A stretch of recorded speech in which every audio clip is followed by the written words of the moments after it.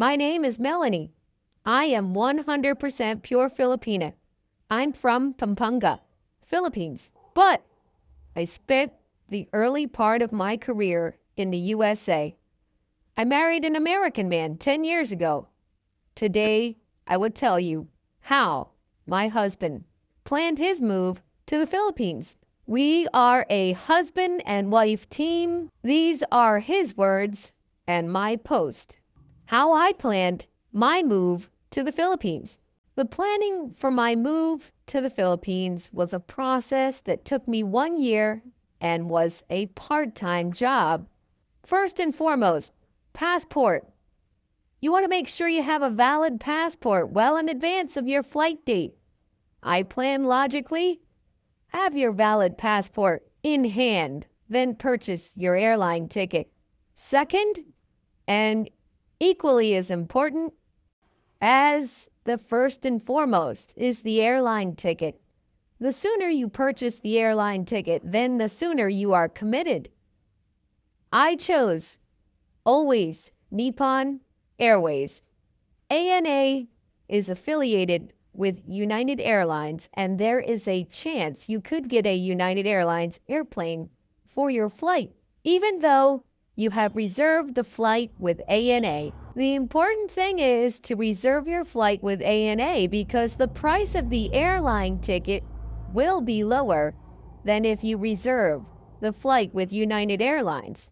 I have never had a bad experience with United Airlines or ANA, and always Nippon Airways is a classier ride than United.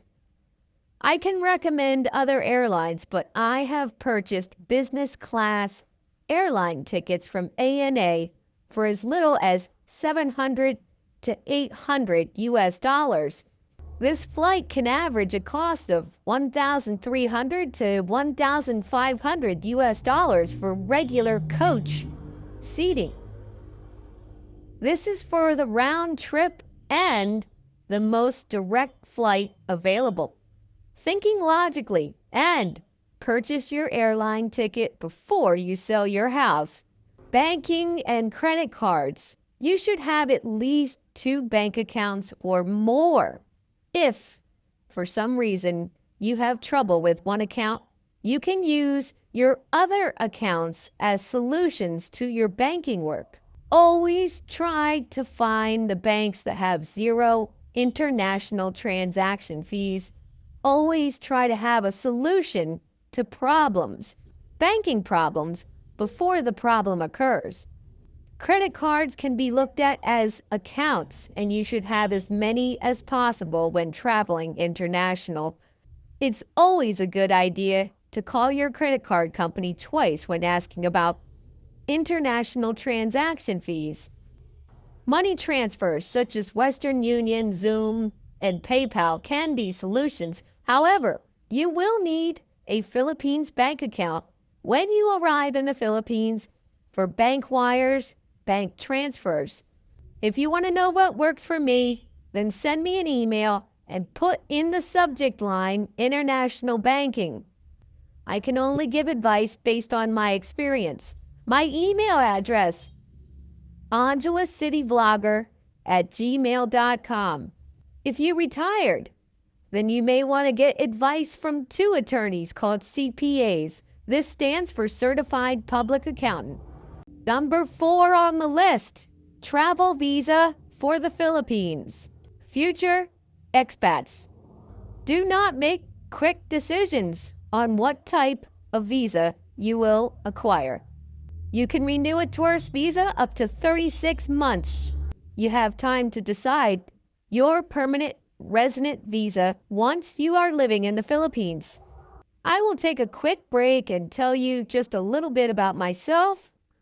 Once again, my name is Melanie. Today's post is about my American husband. However, I worked in the USA and returned to home in the Philippines. I currently live in Angeles City, Philippines, and 1 hour away from my Filipino family. If you don't have time to read this entire post, then save it and read it later. How I planned my move to the Philippines. Number 5 on the list. Where would I stay and live in the Philippines? Angeles City, Philippines should be your first stop. I'm not saying that this needs to be your first stop, but Angeles City has everything you need. Offices for your travel visa, banking, etc.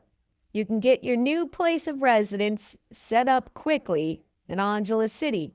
Clark Air Base is next to Angeles City and was established in the very early 1900s and was the backbone for U.S. forces during World War II and the Vietnam War. The American forces departed in 1991, and Clark Air Base became the site of Clark International Airport. In 2014, the U.S. and Philippines agreed to an enhanced defense cooperation, which allows the U.S. to operate facilities, rotate troops in former U.S. bases. Angeles City has the most American feel of all the cities in the Philippines, and many major cities in the Philippines were developed by the USA. Angeles City, Philippines is the best value for your money. You will find all nationalities in Angeles City. Watch our videos on Facebook. Angeles City Vlogger Facebook page. I'll put the direct link for all our videos down below in a comment. Watch our Angeles City videos and see the incredible value with great hotels at $20 per night. If you are new to the Philippines and like the city, then here are a few cities that you are going to want to walk after you see Angeles City. I recommend Fort Bonifacio, the global city. The fort is a trendy area, and you can still find a great cost of living in Manila. Fort Bonifacio. Search Google for condominium for rent, Fort Bonifacio, Philippines. You can get an idea of what the different size condominiums cost for nightly or monthly stays. You can make contact with the condominium owner before your trip and make appointments to look at condominiums when you arrive. Beware of property management companies. They are middlemen and rarely are interested in solving any problems in the unit, such as plumbing leaks, etc. When you arrive in the Philippines, relax. Stay at a nice hotel for 5 nights. If you arrive at the international airport in Manila, then try a 5-star hotel like Dusit Thani in Makati. Very relaxing, and I would describe 5-star as a place that you are not in a hurry to leave. When you land in the Philippines, then a hotel stay can be a relaxing way to look at condos or rental houses for a few days. I can recommend many hotels, but you can get your money's worth in Manila for $50 to $100 per night. This may seem like a lot of money, but you will get $200 per night quality. Allow yourself the 5-night hotel stay so you can look at 3 rental units or more when arriving in Manila. Generally, a taxi should average a cost of 200 to 150 pesos, which is approximately $4 for getting around to your rental unit appointments. And that's during the non-peak hours of the day. When I arrived in Manila, I looked at 2 different condo units in that 5-day stay. I rented a fully furnished studio condo for 20,000 Philippine pesos per month. This included a TV and the cable for the TV and basic Wi-Fi. There would be additional costs for the electric and water bill. This total would equal to approximately 30,000 pesos, which is approximately $600, which includes the estimated water and electric bills. $600 per month. This condo was 10 years old and located in Fort Bonifacio, Manila. This is a very trendy area and prices are slightly higher now. A brand new condo complex would be expensive. More travel advice. Get yourself a new laptop or cell phone before you travel to the Philippines. and purchase it 1 year before your travel to the Philippines. You can purchase most of the same devices in the Philippines as you can in the USA. However, there is a greater selection of brands in the USA. These tools, the laptop, the new cell phone, will be the tools that you rely on for your connection back in the USA. For example, your banking and all your personal information. Make sure this device is working properly and the way you want before you move or travel. More travel tips. When in doubt, start low. If you don't know how much you should pay for something, then start low. There are many that will try to take advantage of you and your money. If you overpay, then they will try to make a bigger fool of you. Google is amazingly accurate. For example, you can search, how much is a taxi fare in Angeles City, Philippines from SM Mall to Margarita Station? My first year in the Philippines, I knew that Manila would be temporary for me. I'm okay living in the city, but I'm a country boy at heart. I started searching beach areas that I would travel to from Manila. I would hire a driver and car to take me to these destinations.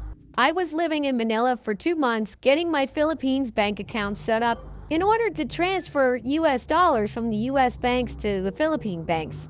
In that time, I would also search for places to stay at the beaches I was interested. I started my search in the USA 1 year before my move. I had a list of beaches I was interested in and took care of the logistics once I had already lived in Manila for 2 months. Make sure you do research before you get on the plane. Google search bar and Google Maps can answer many of your questions before you arrive.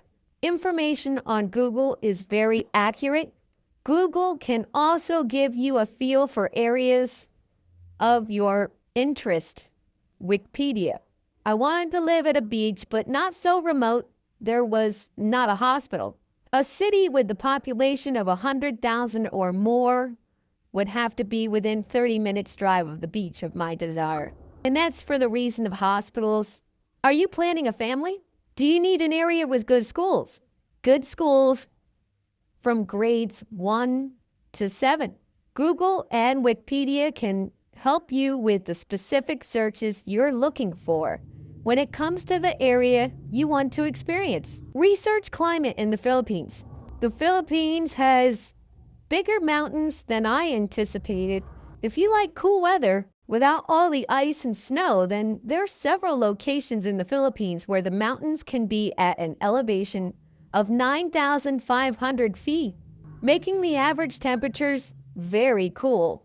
I prefer 83 to 91 degrees for my sore bones. Search and research Typhoon Alley and where typhoons will most likely take place in the Philippines. I can only give you advice based on my experience in the Philippines. Just send me an email, angelicityblogger@gmail.com.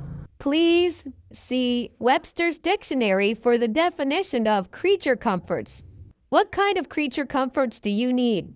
If you like this video, then save it for later and listen to it again for notes that you may need. Thanks for watching Angeles City Vlogger. Make sure to check out our Facebook page, Angeles City Blogger. Many videos.